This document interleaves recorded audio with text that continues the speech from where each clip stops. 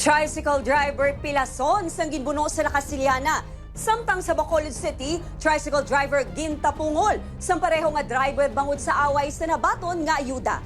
Yaring balita. Makita sa video ang pagsumbaganay sang lalaki nga naka-green kag naka-blue.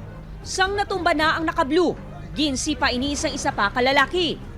Nakabangon ang naka-green, kag liwat sila nga nagsumbaganay, tubtob nakalabot sa pihak nga dalan.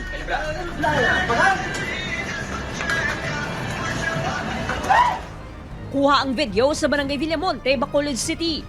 Ang naka-green, amo si Rolly, 52 anyos, nakabaton kuno ini sang fuel subsidy. Rason nga nangayo sang balato ang iya mga upod. Apang wala niya ginhatagan, rason nga nangaki suno sa iya.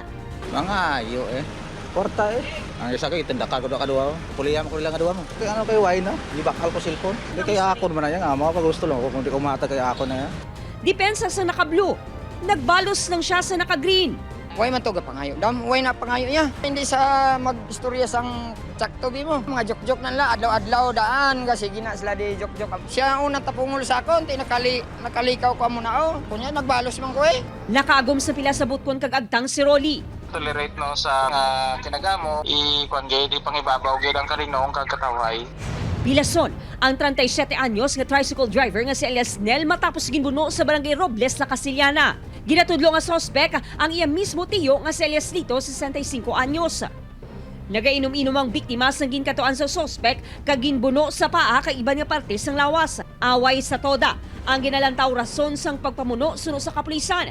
Padayon pa nga ginapangita ang sospek. Aileen Pedreso. 1 Western Visayas.